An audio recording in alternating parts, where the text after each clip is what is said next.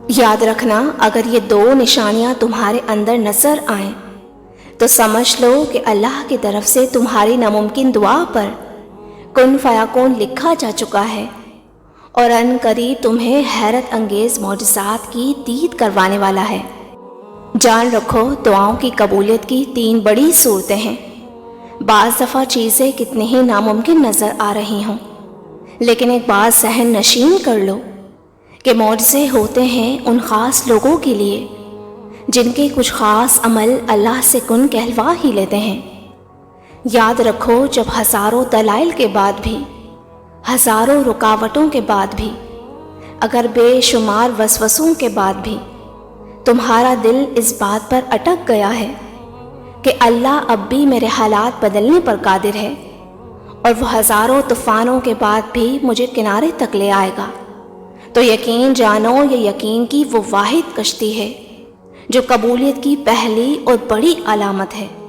ایک روایت سے ثابت ہے کہ مومن کے ایمان کا پتہ صرف اس کی آزمائش میں چلتا ہے، جب وہ ہر طرح سے دعا کر لیتا ہے مگر اثر نہیں دیکھتا، اور نا امیدی کے 1000 اسباب کے باوجود امید اور اس کا دیا جلائے رکھتا ہے۔ یہی وہ خوش نصیب ہے جو جلد اللہ کی رحمت پا لیتا ہے۔ جان رکھو کہ توکل اپنے تمام اسباب استعمال کر کے نتیجہ اللہ کے ہاتھ میں چھوڑنے کا نام ہے۔ توکل اس چیز کا نام ہے کہ کوئی تم پر تلوار لے کر کھڑا ہو اور تم کہو کہ اللہ مجھے بچا لے گا۔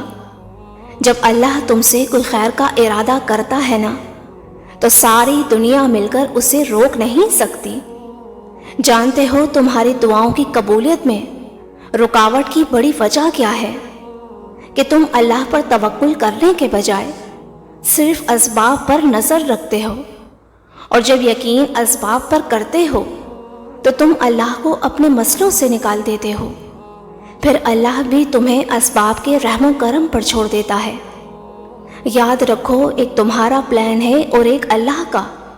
جب تمہارا کوئی پلان تمہاری تمام تر کوششوں کے بعد بھی ممکن نہ ہو سکے تو اللہ کے پلان پر بھروسہ کرو۔ اللہ تعالیٰ قرآن میں خود فرماتا ہے، اور جو کوئی اللہ پر بھروسہ کرے تو اللہ اس کا کام بنانے کے لیے اکیلا کافی ہے، اور وہی ہنساتا ہے اور وہی رلاتا ہے۔ بس تم اللہ کو یاد کرتے رہنا اور اس سے مانگتے رہنا، کیونکہ اس کی یاد شکر ہے اور اس کو بھول جانا کفر ہے۔ تم چاہو تو دعا کا تسلسل بڑھا لو، اور چاہو تو مایوس ہو کر بیٹھ جاؤ، چاہو تو سجدوں کو طویل کر لو، اور چاہو تو رک جاؤ۔ مت بھولنا کہ تمہارا کام صرف التجا کرنا ہے، تدبیریں وہ خود نکالتا ہے۔ اللہ تعالیٰ قرآن میں ایک جگہ فرماتا ہے، اور بعض لوگ ایسے ہیں جو اللہ سے التجا کرتے ہیں کہ اے پروردگار ہم کو جو دینا ہے دنیا میں دے دے، اور بعض لوگ ایسے ہیں کہ دعا کرتے ہیں کہ اے میرے پروردگار ہم کو دنیا میں بھی نعمت عطا فرما اور آخرت میں بھی نعمت بخشیو۔ جانتے ہو وہ کون سے 3 خاص عمل ہیں جو تمہاری ناممکن دعاؤں پر اللہ سے کن کہلوا ہی لیتے ہیں؟ تو یاد رکھو کہ جب تم دوسروں کے سکھ کی دعا کرتے ہو تو اللہ کے فرشتے اللہ سے تمہارے سکھ کی دعا کرتے ہیں۔ جب تم کسی کے راستے سے پتھر اٹھاتے ہو تو تمہارے راستے کا پتھر اٹھا لیا جاتا ہے۔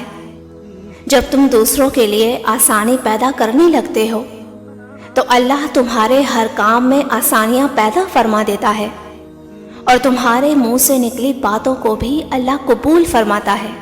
اللہ تعالیٰ قرآن پاک میں خود اشارہ دے رہا ہے، کہہ دو میرے بندوں سے کہ تم اپنے پروردگار کا خوف دل میں رکھو، اور بھلائی انہی کے لیے ہے جنہوں نے اس دنیا میں بھلائی کی ہو، اور اللہ کی زمین بہت وسیع ہے، اور جو لوگ صبر سے کام لیتے ہیں ان کا ثواب انہیں بے حساب دیا جائے گا۔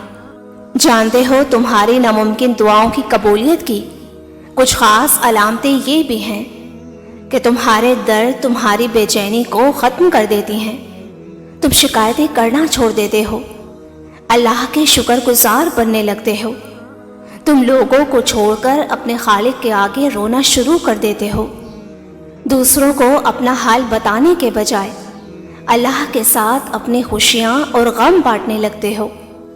گناہ تم سے دور ہونا شروع ہو جاتے ہیں اور نیکیاں تمہیں آسان لگتی ہیں۔ تمہیں سجدوں میں سکون ملنے لگتا ہے۔ تم خود کو دنیا کا خوش قسمت ترین انسان سمجھنا شروع کر دیتے ہو۔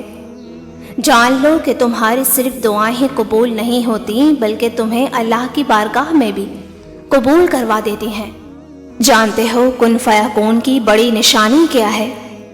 کہ جب تمہارا معاملہ سخت ہونے لگے اور تکلیف تمہاری بڑھنے لگے تو سمجھ لینا کہ یہ اللہ کی طرف سے خاص اشارہ ہے کہ ان قریب تمہیں کشادگی ملنے والی ہے اور تمہاری دعائیں بہترین طریقے سے تمہارے حق میں قبول ہو کر اس سفر سے تاخیر میں تمہاری کوئی بڑی بہتری لانے والی ہیں۔ اللہ تعالیٰ تمہیں قرآن میں اشارہ دیتا ہے اور اسی طرح ہم موسیٰ کو اس کی ماں کے پاس پلٹا لائے تاکہ اس کی آنکھیں ٹھنڈی ہوں اور وہ غمگین نہ ہو، اور جان لو کہ اللہ کا وعدہ سچا ہے۔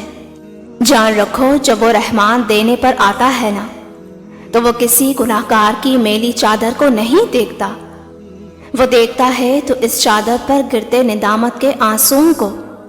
قرآن کہتا ہے اور جو کوئی اللہ سے ڈرتا ہے اللہ اس کے لیے نجات کی شکل نکال ہی لیتا ہے، بے شک وہ بہت غفور و رحیم ہے۔ ہر وہ آنسو جو آسمان کو دیکھ کر گرتا ہے نا وہ تمہاری تقدیر بدلنے کی طاقت رکھتا ہے۔